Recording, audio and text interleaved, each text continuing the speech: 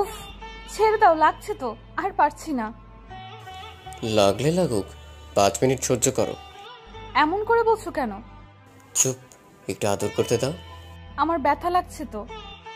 প্রথম প্রথম এমন হয়, ঠিক হয়ে যাবে। আমি সহ্য করতে পারছি না, প্লিজ ছাড়ো। বিছানার চাদর খামচে ধরে রাখে।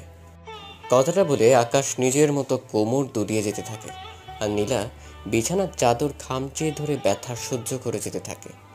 পাক্কা 2 ঘন্টা পর আকাশ নিজের ক্লান্ত দেহ এলিয়ে দেয় নীলার ওপর। নীলাও আকাশের মাথায় হাত বুলিয়ে দিতে দিতে বলে, এটা না করলে হতো না? না, এটা না করলে হতো না। তোমার যে কি পাগলামি ভূত চাপে মাথায়, বুঝি না আমি। আমি অন্যরকম, বুঝলে মেয়ে? সেই জন্যই তো আমি তোমায় এত ভালোবাসি। আচ্ছা, এখন কি আমি উঠবো? যা করার করেছো নিজের ইচ্ছায়। এখন আমি যতক্ষণ না বলবো উঠতে, তুমি উঠবে না। গোসল করতে হবে তো। পরে করলেও হবে, এখন চুপটি করে আমার তোমার বুকে শুয়ে থাকতে দাও। কাতে কুতে লাগছে তো। প্লিজ, এমন করো না তো, খুব ভালো লাগছে আমার। আকাশ আর কিছু বলে না, চুপ করে শুয়ে থাকে। আর নীলা আকাশের বুকে শুয়ে আকাশের বুকের চুলগুলোয় হাত বুলিয়ে দিতে দিতে বলে, এই বাসাটা কার? কেন? আসলে এই বাসাটা কেমন যেন চেনা চেনা লাগছে আমার। মনে হচ্ছে এই বাসায় আমি আগেও এসেছি।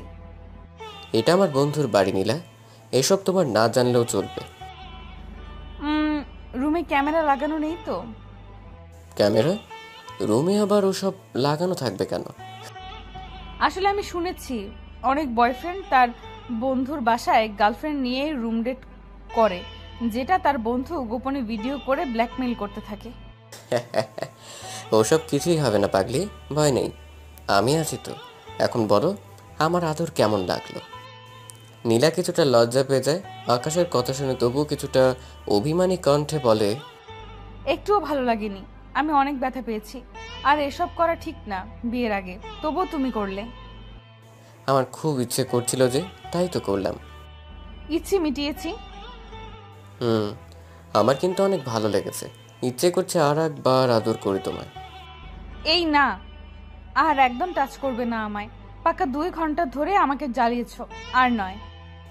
আকাশ নীলার কথা মুচকে একটা হাসি দেয়, আর তারপর নীলাকে কোলে তুলে নিয়ে আলতো করে নীলার ঠোঁটে ঠোঁট ছুঁয়ে দিয়ে বলে, অনেক হলো, এখন চলো গোসল করে নিই। তোমার তো আবার বাসায় ফিরতে হবে, তাই না?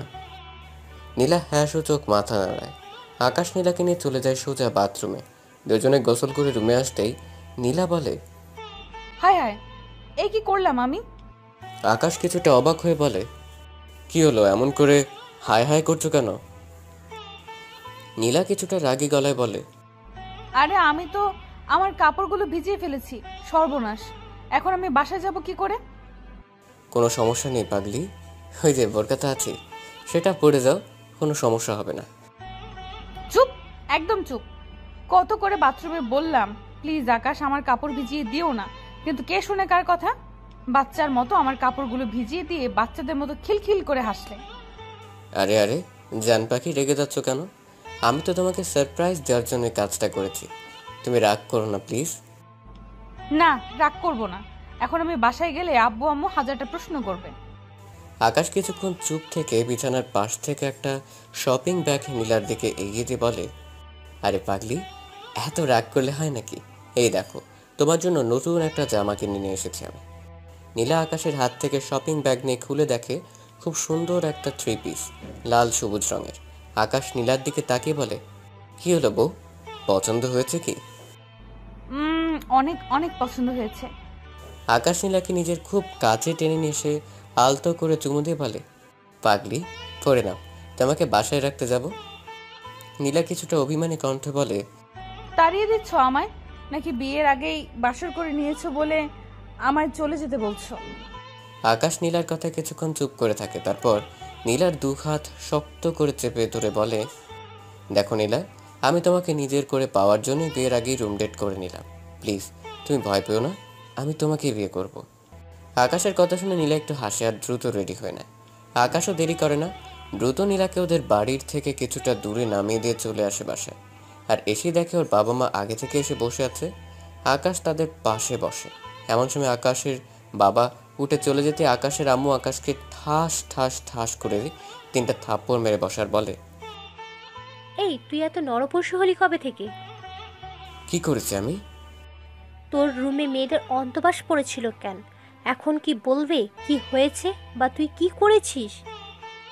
না মানে আম্মু, একদম চুপ হারামজাদা, তুই একটা কথাও বলবি না। তুই কি করে নীলার এত বড় সর্বনাশ করতে গেলি? আম্মু।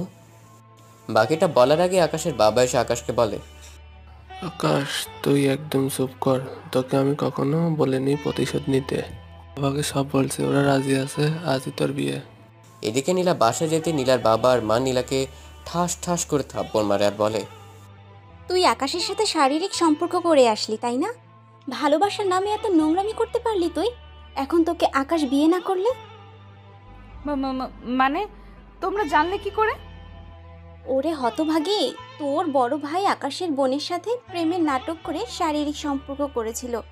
পরে তোর ভাই আকাশের বোনকে মেনে নেয়নি, তাই আকাশের বোন আত্মহত্যা করেছিল। এখন তাড়াতাড়ি চল, আকাশের সাথে তোর বিয়ে দিব। নীলা কিছু বলতে যাবে তার আগেই নীলাকে টেনে হিঁচড়ে ওর বাবা মা আকাশের বাসায় নিয়ে আসে নীলাকে। আর দ্রুত আকাশের সাথে বিয়ে দিয়ে তারা শান্তির নিঃশ্বাস ফেলে চলে যায়। নীলা তখনও ঘোরের মাঝে ছিল, ওর সাথে কি হলো এটা? এমন সময় আকাশ বাসর ঘরে ঢুকে নীলাকে আলতো করে চুমু দিয়ে বলে, আরে আমার বউটা এভাবে কি ভাবছে? এসব কি হচ্ছে আমার সাথে? সকালে তুমি শারীরিক সম্পর্ক করবে বলে জেদ করলে, রাজি হলাম, সবই করলাম। তারপর বাসায় না যেতেই বাবা মা তোমার বাসায় এনে তোমার সাথে বিয়ে দিয়ে দিল। সত্যি করে বলো তো, স্বপ্ন দেখছি না তো? না বউ, এটাই বাস্তব। তোমাকে অত সব ভাবতে হবে না, কাছে আসো তো, বিড়াল মারবো। আমি ভাবতেও যাচ্ছি না, তবে আমি খুশি তোমাকে বর হিসেবে আজকেই কাছে পেয়ে। আকাশ আর দেরি করে না, দ্রুত নীলার ঠোঁট দুটো নিজের দখলে নিয়ে নেয় আর কিস করতে করতে হারিয়ে যায় সুখের রাজ্যতে।